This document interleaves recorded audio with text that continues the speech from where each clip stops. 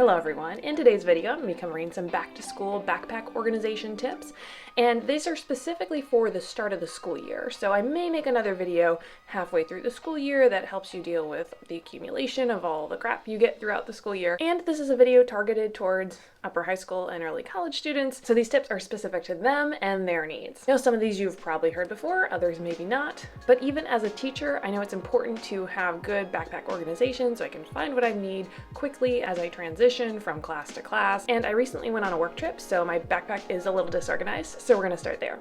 So step one is to do the dump. Empty everything out, especially if you didn't do this at the end of the school year last year. This means all the teeny tiny little pieces of trash, all your cords, all your chargers. I have a lot of scrunchies because I have long hair, random coins, masks. Apparently I hoard masks in my backpack. But once you have all these materials out, put away the things that you will not need for this school year.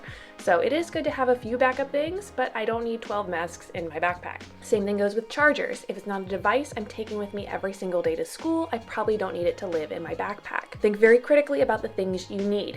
Now, unless you're taking an art class, you're not going to need a huge pencil case filled with a ton of different colored pens. Yes, I know it's fun to have all the pens, but once you get into upper high school and early college, you're going to need to save that space for those large textbooks that have to go with you when necessary. Now, once you've done all your school supply shopping, you have all your stuff, know that you'll need to save room for other materials that your teachers may give you or things that you'll acquire throughout the year. So categorize the stuff that you have and think about what other things might be coming to you in the next few days as you start the school year. This could be extra textbooks, workbooks, of course, loose papers, all these things that might be coming into your possession over the next few days. Okay, so once your backpack is clean and emptied and you have all the things that you know you'll need to put in there, start with the absolute essentials. So in most cases for upper high school and early college, this is going to be your laptop or your computer.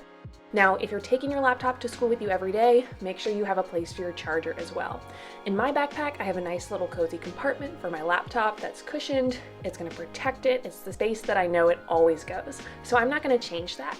I'm also going to try to avoid putting other things into this pocket as well. So I'll try not to put papers here, other doodahs, pencils, chargers. My charger goes in this pocket here that I like. This is my spot for my charger, and I make sure whenever I put it back, I always return it to the same spot. And that's key for any item you have during your backpack organization, is try to keep the same things in the same spot every time. Then it'll become second nature to you to be able to find it quickly and put it away quickly. Now prioritize the things that you'll need quick access to. So I recommend, even if you're a mostly digital or paperless school, to still carry some writing utensils with you, not that whole giant pencil case, but a few of your favorites that you know you can access quickly if you need a pen or pencil. So I like to put them in this pocket here, but find a good spot that works for you. Maybe try out a few different locations, shake your backpack around a little bit to make sure they don't fall out in the place that you've decided. Now, for things that I want to keep in the backpack but may not need every day, special school supplies, make sure they have a good space too, but somewhere that you won't forget about them. Next, you're going to go and assign compartments to the specific sections of your backpack. I like to put all the things that I write in the middle pocket here, and then the text or my reference materials and the computer in the back pocket here. Now this may depend on the size of your backpack, what you have to stick in there, and how it fits, so you might not be able to use the same categorization. You also may want to keep your notebook and your textbook for the same course together, and that's okay. But whatever system that you choose to work with, make sure that you stick to it. Now, I highly recommend, if at all possible, to not lug your textbooks back and forth every single day from school. This can quickly crowd your backpack and make it really difficult to organize your stuff. So if you have the opportunity to access a digital textbook, make that one the one you reference at school and keep the big one at home. Or if you have access to a locker or some other place to store a textbook, you can rely on that. Now, if you have a lot of textbooks that you need to have with you throughout the day and you don't have access to a locker or a digital version of the textbook, you might want to ask your teacher if there's extra copies on hand in the classroom, or if you have to bring it on certain days only, that's another option as well. Now, for students that have A and B class schedules or block schedules or something that rotates and you have different classes every day, one thing that I did in high school that if you have the opportunity and privilege to do is to have 2 separate backpacks. Now this helped me really stay organized so I wasn't having to flip all my materials every single day when I got home, and I kept my stuff for my A day in one backpack and my B day backpack another. They were totally different colors and I rarely mixed them up. And then I would only switch my important things like my keys and my wallet every single day. Now, if the system does not work for you because you're too nervous about forgetting something at home or mixing them up, that's okay. but do make sure you have a system and a set period of time during the day when you switch out those materials